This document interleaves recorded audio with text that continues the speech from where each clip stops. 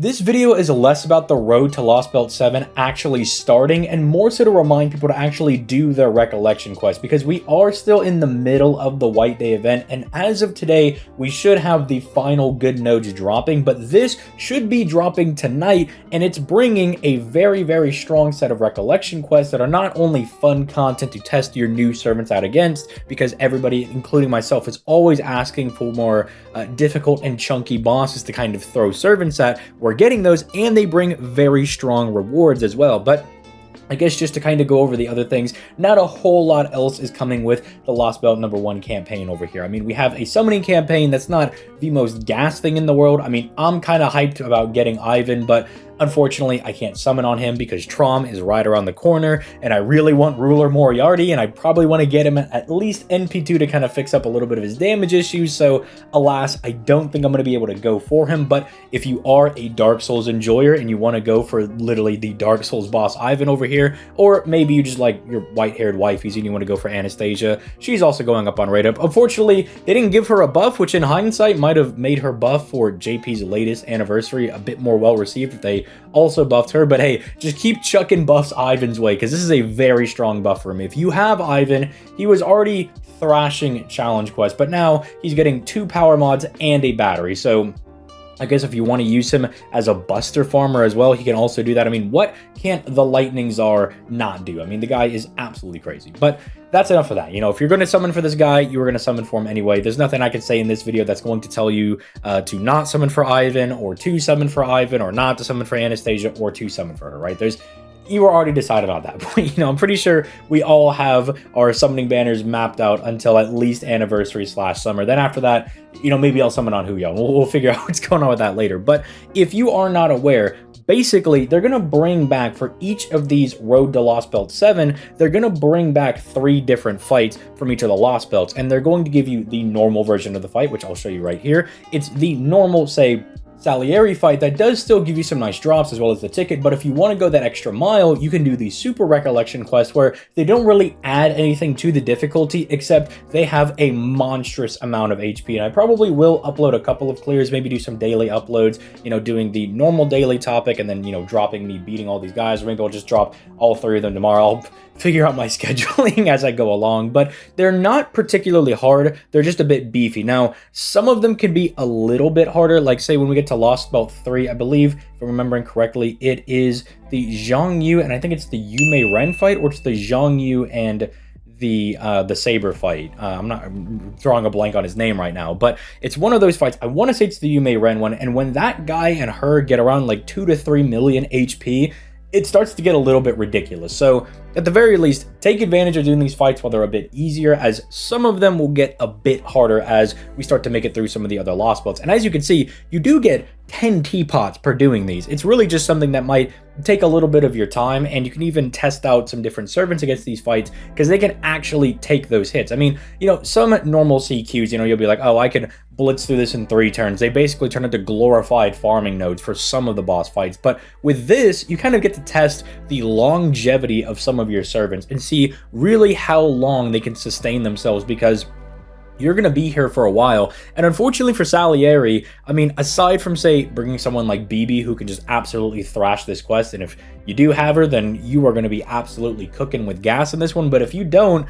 it's a little bit awkward, because there's not really that many insane Earth attribute guys that we can bring. I was looking at this, I'll pull it up in a different tab over here. I was looking at this earlier, and I didn't even have it pulled up, because when I looked at the guys that we have, most of them aren't like all that great, or we just don't have them yet. Like, you know, Koyan Dark is pretty decent, right? But you're not out for a whole nother year. You're not here. I mean, you could bring her, I suppose. Bradamante doesn't have this buff yet. Ereshkigal just got this buff. You're okay for this fight, but I don't know if you have the longevity for it. And Tesla's AoE, so I don't know. I mean, it's good for taking out the different soldiers that are around him, but you know what I'm saying? You probably want to bring someone who's single target, and, you know, Raiko, they still haven't fixed up some of her skills like they did on JP. So you get what I'm saying? Earth is in a little bit of a weird position. I mean, we don't have like Kukulkan or anything at this point, so it's a bit awkward for the Salieri fight. If you do have BB, she absolutely crushes this. I used her on the JP version to just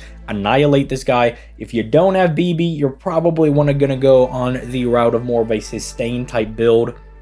Say if you have Castoria and Merlin, that is a very good way to pretty much give you infinite sustain if you know what you're doing, especially if you also bring another arts unit to really maintain those arch chains. Being able to get arch chains on the NPs is also an absolute killer between the two of them. So yeah, like it could be very annoying if you don't have someone who's like super good into Salieri over here, but that's just more because he's an Avenger and Earth attribute is like, we have good guys, it's just, I mean, Ereshkigal is really good for challenge push. She's very, very strong, but going in neutral with just the power mod is a little annoying in my opinion. But, you know, he does have 3 million HP, so it's not like you're going to take him down in 3 hits anyway. So I guess if you want to be in there for the long haul, you are kind of going to be doing that anyway. The Minotaur fight is the next one over here. Do keep in mind, these guys are a little bit beefy. You used to just kind of be able to run in here, blast these guys, blow their backs out, and then just start getting into the Minotaur fight itself. He is a Berserker, so you could pretty much bring whoever you want to fight him. Obviously, bringing foreigners is going to be to your advantage because, you know, foreigners take less damage from Berserkers over here. So that can be a little bit helpful for you. But again, he's also got the annoying Earth attribute thing over here. Now, it does have Chaotic and Evil, so I suppose if you do have someone like, say, Benny Enma, she could probably go hard on this fight, you know, especially with stuff like the NPC preventing him from blasting your party and whatnot. But yeah, aside from that, he's just going to be a big bungler that you got to defeat. Now, the last one over here, surprisingly, is not Ivan, which I'm very thankful for, because Ivan has, like, what? He's got, like, Pierce Invul, he has a debuff cleanse, he removes your buffs. Very, very annoying. I would not want to be stuck in a boss fight with Ivan where he's rocking like 3 million HP. I think I would be super frustrated because he'd be like, all right, I set up my Castorian, my Merlin, my buffs are all good, and he's took them. He took them, he removed them from me. Semiramis might actually turn out to be really goated if we did have to fight like a 3 million Ivan, because she does have the party-wide buff removal resistance, right? She would actually really shine for that one. But it's just Anastasia, which does have the man attribute, which means you are absolutely eating even if you don't have any of these guys, because Koyenskaya, who you could just bring as a friend, gives everybody the man attribute power mod. So you are absolutely cooking with gas if you do have a Koyenskaya, because when you don't get double power mod. But even if you don't, just bring a friends and, I don't know, some decent Buster Servant and you'll probably get along. If you have Origin Bullet, also very, very good, because not only is it an attack CE, but you get a little power mod against caster enemies. And don't worry, even if you don't have it maximum broken, I mean, the difference is negligible. It's really not that much of a difference. Now, she does have these, it's right there. She does have Pierce Invincibility on her right here, but if you're going to be rocking a Castoria type team instead of going along the Buster route, you will be able to just kind of get around that entirely. But if you are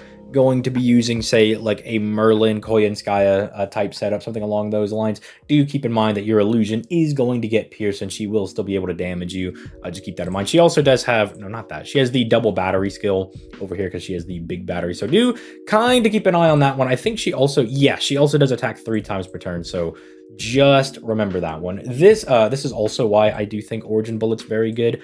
The fact that it gives you Pierce Invul and she gives herself invincibility for 3 attacks, you can kind of just completely subvert that. But make sure you get these done, because having these teapots, you know, if you complain about bond farming, getting 30 of them is really, really strong. It's not bad to go ahead and do these. It's kind of though something like, not the King Protea fight, but in the way that you got to mentally prepare yourself to maybe be in a fight for, you know, 10 plus turns. You know, you might be there for a little bit, but then again, it's not as bad as the King Protea fight where you have to be there for like 25 turns or something. So it's not all that bad, and you are getting tickets out of it. So at least make sure you do the base missions over here.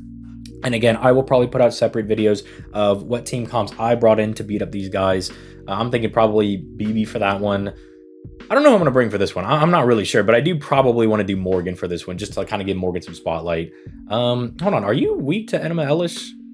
You are. Maybe I'll do a Gilgamesh one for that. I haven't used Gilgamesh to fight a boss in quite a while. Hopefully Gilgamesh does not get pounded by this guy, though, because, you know, all this is going to take is one offhand crit, and that boy is melted. So, I don't know. If you have any ideas, or there's anybody that you're like, no, this would be way funnier, use this guy, then maybe I'll read the comments down below, and maybe I'll bring some of those guys. And also, if you need help, people in the comments down below, I'm sure I'll be able to help you. Or if you want to come out to streams, which I do every Monday, Wednesday, and Friday for FGO, I can also help you out in kind of building a team depending on what your box is looking like. But with that being said, I just wanted to do this little PSA to make sure you guys get these done. And with that being said, I'm going to be out of here. Peace.